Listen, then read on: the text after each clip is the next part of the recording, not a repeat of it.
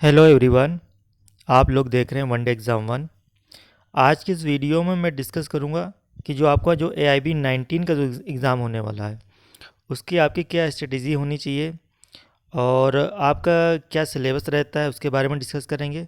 और क्या आपके ओल्ड लॉ जो क्रिमिनल लॉज पढ़ने पड़ेंगे कि आपको न्यू क्रिमिनल लॉज पढ़ने पड़ेंगे, उन सारी चीज़ों पर मैं डिस्कस करूँगा।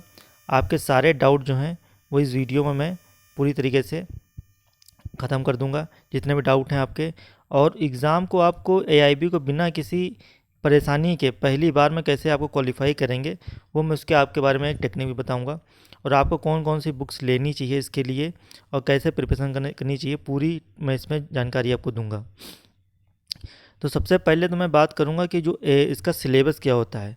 तो जैसे कि आप लोग देख रहे हैं कि मेरे पास जो है वो AIB 18 का सिलेबस इतने टाइम है। अभी AIB 19 का सिलेबस रिलीज़ नहीं हुआ है। तो लास्ट ईयर का जो लेटेस्ट सिलेबस है वो मेरे पास है, वो उसमें मैं आपको दिखा दूँ कौन से सब्जेक्ट आते हैं और कितने नंबर के क्वेश्चन आते हैं और उनके मार्क्स। तो सबसे पहले कॉन्स्टिट्यूशनल लॉ जो संविधान विधि होती है उसके क्वेश्चन हमारे आते हैं 10। ये 10 नंबर के रहेंगे हमारे। ठीक है।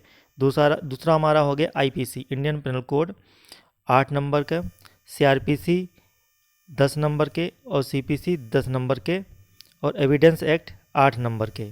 ठीक है। अभी मैं बात करूँगा आगे वीडियो में कि आपको ये वाले पढ़ने हैं, IPC वाले पढ़ने हैं, IPC पढ़ना है कि CRPC पढ़ना है कि एविडेंस एक्ट पढ़ना है, या फिर आपको जो नए जो आए हैं भारतीय न्याय संहिता, साक्ष्य संहिता, नागरिक सुरक्षा संहिता ये पढ़ने हैं। मैं लास्ट में बताऊंगा, आपको बने रहें। पहले आप ये देख लीजिए किस किस सब्जेक्ट कितने मार्क्स आ रहे हैं। ठीक है। फिर ADR का alternative dispute redressal including arbitration act. तो आपका आर्बिट्रेशन एक्ट से कितने क्वेश्चन आ रहे हैं? आपके 4 क्वेश्चन आ रहे हैं, मतलब 4 नंबर के। फैमिली लॉ में याद ध्यान दें कि फैमिली लॉ में आपका हिंदू लॉ मुस्लिम लॉ दोनों मिला के आपके 8 नंबर के आएंगे। और इसमें हिंदू लॉ में आपके सारे एक्ट आएंगे। आपके गार्जियनशिप एक्ट हो गया, हिंदू मैरिज एक्ट हो गया, तो ये सारे एक्ट जितने भी आते हैं सारे एक्ट आएंगे। फिर होगा PIL पब्लिक इंटरेस्ट लिटिगेशन। ठीक है। 4 नंबर के क्वेश्चन आएंगे। इससे सिर्फ बेसिक क्वेश्चन आते हैं आपके कि PIL के जनक कौन है, मतलब फादर ऑफ PIL कौन है। ठीक है। PIL किस किस कोड में फाइल हो सकते हैं। तो 3 4 ही क्वेश्चन इसके नॉर्मल बनते हैं, वही पूछे जाते हैं बार बार। ठीक है। दूसरा हो गया आपका एडमिनिस्ट्रेशन लॉ। ये हो गया एडमिनिस्ट्रेशन लॉ की आपकी 3 क्वेश्चन आएंगे। फिर इथिक्स के और बार काउंसिल ऑफ कंडक्ट का जो प्रोफेशनल एक्ट है उससे 4 क्वेश्चन। कंपनी लॉ के आपके हो जाएंगे, कंपनी लॉ से आपके हो जाएंगे 2 क्वेश्चन। फिर आपका इन्वायरमेंट लॉ जो पर्यावरण विधि है उससे आपके 2 क्वेश्चन, मतलब 2 नंबर के। ठीक है। साइबर लॉ आपके हो जाएंगे, साइबर लॉ के आपके हो जाएंगे 2 नंबर। ठीक है। ध्यान देते रहिएगा कहाँ कहाँ आपको ज़्यादा फोकस करना है। फिर आ गया आपका लेबर लॉ। लेबर लॉ के आपके 4 क्वेश्चन, मतलब 4 नंबर के। टॉर्ट में आपके मोटर व्हीकल एक्ट इंक्लूडिंग होगा और कंज्यूमर प्रोटेक्शन एक्ट भी इंक्लूड होगा टॉर्ट में, याद रखेंगे। तो ये 5 नंबर के क्वेश्चन आएंगे, मतलब 5 क्वेश्चन आएंगे। टैक्सेशन के आपके हो जाएंगे 4 क्वेश्चन। ठीक है। अब इसमें देखिए कॉन्ट्रैक्ट में क्या क्या, लॉ ऑफ कॉन्ट्रैक्ट आएगा सबसे पहले। फिर SRA specific relief act, property loss और NIA नेगोशिएबल इंस्ट्रूमेंट। ये आपके 8 क्वेश्चन आएंगे आपके, मतलब 8 नंबर के। लैंड एक्विजिशन एक्ट आपका आ जाएगा 2 क्वेश्चन 2 नंबर। और IPR इंटेलेक्चुअल प्रॉपर्टी राइट के क्वेश्चन आपके हो जाएंगे आपके 2 क्वेश्चन, मतलब 2 नंबर। तो टोटल आपका 100 नंबर का पेपर होगा, 100 क्वेश्चन आपके मिलेंगे और इसमें आपके नेगेटिव मार्किंग नहीं होती है। ठीक है। तो इसमें ध्यान दीजिएगा कि नेगेटिव मार्किंग जो है वो आपकी नहीं होती है। अब मैं सबसे पहले जो डाउट आपका बता दूं कि आपको कौन से लॉज पढ़ने हैं। तो आप याद रखिएगा आपका जो AIB 19 का जो एग्ज़ाम होगा उसमें आपको न्यू ही क्रिमिनल लॉ पढ़ने पड़ेंगे। ठीक है। न्यू क्रिमिनल लॉ जो हैं वही आपको पढ़ने पड़ेंगे, मतलब ये तो आपको पढ़ने ही पढ़ने हैं। न्यू क्रिमिनल लॉ आपको यही पढ़ने पड़ेंगे। और इसकी जो है आपकी प्रिपरेशन आप कैसे करेंगे कि जो लोग प्रिपरेशन में हैं जुडिशरी की या APO की, तो उनके लिए तो कोई प्रॉब्लम नहीं है। जो सिर्फ AIB की ही प्रिपरेशन करना चाह रहे हैं उनके लिए थोड़ी सी कभी कभी दिक्कत आ जाती है। ठीक है। या जिनका एकेडमिक अच्छा नहीं गया है उनके लिए, तो उनको डरने की कोई ज़रूरत नहीं है। वो सबसे पहले क्या करेंगे, AIB का जो वो आता है आपका सेट आता है बैरेक्ट का। ठीक है। आपका 12 1300 1400 का ऐसा बैरेक्ट का सेट मिलता है। वो सेट अभी आप ना लीजिएगा, क्योंकि वो सेट अभी आप लेंगे तो उसमें आपके पुराने क्रिमिनल लॉज ही आपको मिलेंगे। ठीक है, पुराने क्रिमिनल लॉज जो हैं वही आपको उसमें मिलेंगे, नए वाले अभी डायरेक्ट आपको उसमें नई सेट में मिलेगी।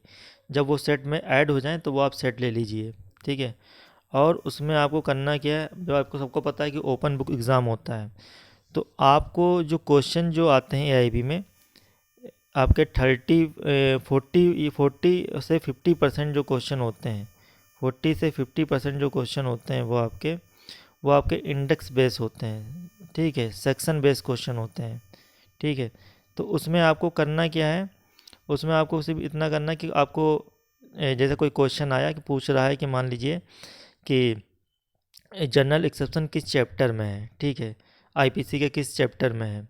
अब न्यू वाले में तो बदल गया है, दूसरे में है, लेकिन मैं पुराने की बात बता रहा हूँ एग्जांपल के तौर पे कि जनरल एक्सेप्शन किस में है। तो उसमें ऑप्शन दिया रहेगा 1 2 3 4 किस चैप्टर में। तो आपको अपनी बैरेक्ट खोलनी है, उसके चारों चैप्टर में आपको देखना है कि किस चैप्टर में जनरल एक्सेप्शन आ रहा है। इस तरीके से आप बैरेक्ट से क्वेश्चन ढूंढ सकते हैं। बहुत लोग जो हैं बैरेक्ट से क्वेश्चन भी नहीं ढूंढ पाते हैं, मैं उनके लिए बता रहा हूँ कि बैरेक्ट से आपको 4 सेक्शन तो ऑप्शन में दिया रहेगा, तो मतलब आपको सिर्फ 4 ही सेक्शन ही आपको बुक में ढूंढने हैं। आप चारों सेक्शन बुक में ढूंढिए, जहाँ से उसकी हेडिंग मैच करे वो उस पर आप टिक लगाइए। ये होता है उसे बुक से आपका ढूंढने का तरीका। बाकी एक चीज़ याद रखिएगा, एआईबी के 5 से 6 क्वेश्चन जो होते हैं उसमें वो वाले क्वेश्चन होते हैं जैसे जिसमें सभी सही होते हैं, जैसे ए बी सी डी, फिर लास्ट में होता है कि क्या सभी सही हैं। तो जिसमें ऑल ऑफ द एबव होता है वो जनरली क्वेश्चन इनका एआईबी के एग्ज़ाम में सही होता है। तो अगर उस टाइप के क्वेश्चन आए तो उसमें डी ही ऑप्शन लगाएं। ये हो गया आपका। ठीक है, और और किस बात पे बात करें। ठीक है, अब मेजर मेजर लॉ जो हैं वो उन पर फोकस करिए आप। सबसे पहले जैसे ये कॉन्स्टिट्यूशनल लॉ है, इस पर 10 का क्वेश्चन आ रहे हैं। आईपीसी 8 हो गया, सीआरपीसी हो गया, सीपीसी हो गया, एविडेंस हो गया। ठीक है, ये बड़े बड़े लॉ। ठीक है, जैसे फैमिली लॉ हो गया 8 नंबर का। ठीक है, इसके बाद आपका ये हो गया कॉन्ट्रैक्ट वाला एक्ट हो गया 8 नंबर का। ये कर सकते हैं, ये बड़े बड़े कर सकते हैं। अब जैसे पीआईएल है, पीआईएल बहुत छोटा सा, इसमें 4 5 ही क्वेश्चन बनते हैं कि कौन सा इसके जनक कौन है, ये सब के क्वेश्चन पूछते हैं। तो 4 5 क्वेश्चन वो आप देख सकते हैं। ठीक है, अगर किसी के पास अगर वो सेट नहीं है तो थोड़ी सी इसकी बैरेक्ट हैं तो भी उनका भी काम चल जाएगा, उनको नई लेने की ज़रूरत नहीं है, पुरानी बैरेक्ट से इनका काम चल जाएगा। बस ये है वो अपना देखते रहें कि उन्हें क्वेश्चन कैसे जो ढूंढ नहीं पाते, मैं उनके लिए बता रहा हूँ जिनको बेसिक बड़ा वो दिक्कत है। बाकी थोड़ा बहुत जो टच में है उसके लिए तो कोई दिक्कत नहीं है, आपके बुक लेके जाते ही हैं आपका पेपर सॉल्व हो जाएगा। ठीक है, दूसरी चीज़ ध्यान देंगे जिसमें क्वेश्चन डी वाला ऑप्शन होगा, ऑल ऑफ द एबव वाला, सभी सही वाले इसमें होते हैं, वो लगाइएगा, वो ज़्यादा सही रहता है।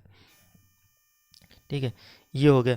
अब बात आती है कि इसकी नोटिफिकेशन कब तक आ सकती है। तो अभी एआईबी 18 का रिजल्ट पेंडिंग में है, काफ़ी लेट कर दिया, रिजल्ट आ जाना चाहिए अब तक, लेकिन रिजल्ट अभी नहीं आया, पता नहीं किस वजह से रुका हुआ है। जैसे रिजल्ट आएगा आपके फॉर्म फिलिंग स्टार्ट हो जाएंगी। तो मान के चले आपका भी दिसंबर तक एग्ज़ाम हो जाएगा, तो अभी आपके पास काफ़ी टाइम है, देखते हैं कैसे कैसे प्रिपरेशन करनी है। ठीक है, तो ये सब बताना था आपको चीज़ों को, वैसे मैंने बेसिक बताया है। न्यू क्रिमिनल लॉज पे फोकस करिए, और वीडियो अच्छी लगी तो प्लीज़ सब्सक्राइब करें, शेयर करें। और इसी में और भी वीडियोस अपलोड करते रहूँगा, जैसे जैसे आगे टाइम बढ़ता रहेगा मैं आपको बताता रहूँगा कि एग्ज़ाम आपको कैसे कैसे क्रैक करना है। एक प्रॉपर स्ट्रेटेजी वीडियो भी बनाऊँगा मैं इस पर।